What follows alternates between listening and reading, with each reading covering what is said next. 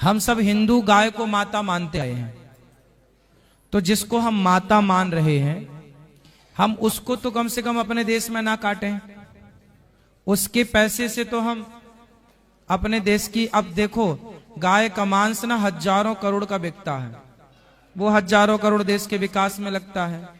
तो ऐसा विकास किस काम का जो गाय के खून से रंगा हो, जी है ना। इसलिए विकास थोड़ा स्लो चलेगा, कम चलेगा, ठीक है, धीरे बाद में हो जाएगा। लेकिन गाय का मांस बेच करके कितना मिलता होगा मुझे नहीं पता, इसका मेरे को आइडिया नहीं कितना पैसा गौ मांस से इनको मिलता होगा, लेकिन गलत तो गलत है। गाय हमारी आस्था का केंद्र रही है। देखिए आज भी हमारे यहाँ वृंदावन में जो गोवर्धन है, गिरिराज जी हैं, वो गाय का ही सूचक है। गोवर्धन का मतलब है गाय का वर्धन, गौ माता की रक्षा सेवा। और हमारे भगवान कृष्ण आए तो उनका नाम ही पड़ा गोपाल, क्योंकि गौ पालन करने से उनका नाम गोपाल पड़ा। जी हमारे हिंदू धर्म में 33 करोड़ देवता होते हैं, है ना। जैसे कि हमारे यहाँ 8 वसु और 12 सूर्य, तो कितने हो गए? 12 और 8 20 हो गए। और इसके बाद रुद्र 11, कितने? 11 रुद्र होते हैं ना, तो कितने हो गए? 31 हो गए। और 2 अश्विनी कुमार, तो 31 32 33 हो गए। ये 33 करोड़ ही 33 कोटि देवता, इन सब का वास गौ माता में होता है, इन सब का। इसलिए गाय की एक परिक्रमा कर लेने से संपूर्ण 33 कोटि देवी देवताओं की परिक्रमा हो जाती है ना। तो ये गौ माता, शास्त्र पुराण भरे पड़े हैं इस बात से कि गाय की महिमा क्या है, गावो विश्वस्य मातरः। तो आप ठीक कह रहे हैं, गौ हत्या बंद। गुरुजी मैं तो ये चाहूंगा कि जैसे जितने भी संत लोग हैं तो वो सब मिल करके ना इस चीज पे बहुत ज्यादा अगर फोकस दे तो बहुत अच्छा रहेगा।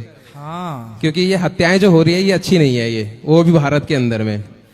सभी संतों को आवाज उठानी चाहिए। आवाज तो सब उठाते हैं पर अलग अलग उठाते हैं, संगठित होकर उठाएं तो बहुत जल्दी सुनवाई हो जाए। गुरुजी मैं तो ये चाहता हूँ कि जितने भी आप संत लोग हैं ना, अब सारे के सारे संत लोग इकट्ठे होकर के ना, और देश के लिए जो अच्छा है वो सब आप सब मिलकर के एक बात आगे रखें, तब जाकर के उस बात के ऊपर में कुछ काम हो। अब सब लोगों को एक होना चाहिए अच्छे हमारे देश में एक छोटी सी समस्या ये है कि उनको लगता है कि यदि ये करेंगे तो इनका नाम हो जाएगा, ये करेंगे तो इनका नाम हो जाएगा। इसलिए सब अपना अपना दल बना लेते हैं कि हम करेंगे हम करेंगे, पर इसी चक्कर में कर कोई नहीं पाता। इसलिए कहा जहां सुमति तहां संपत्ति नाना, जहां कुमति तहां विपत्ति निदाना।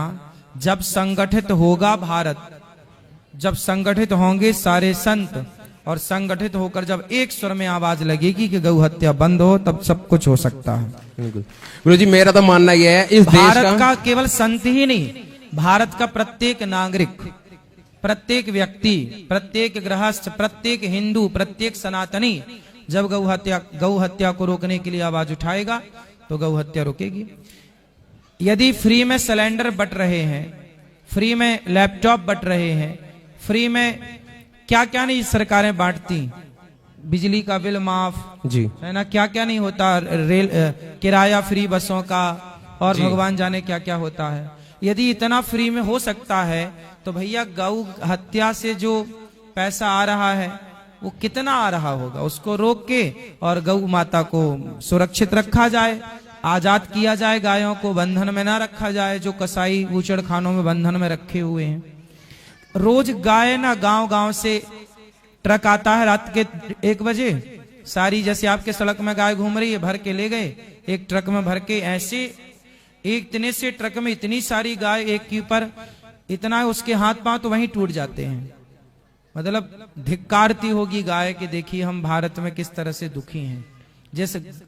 जिस गाय की रक्षा करने के लिए भगवान धरा पर आए वही गाय परेशान है। लेकिन अब आवाज कौन उठाए, किस तरह उठाए? हम सब उठा ही रहे हैं आवाज, लेकिन अब आवाज ना आम पब्लिक को उठानी चाहिए। हम सबको चाहिए कि हम सब इस कार्य को आगे बढ़ाएं और गौ हत्या बंद कराएं।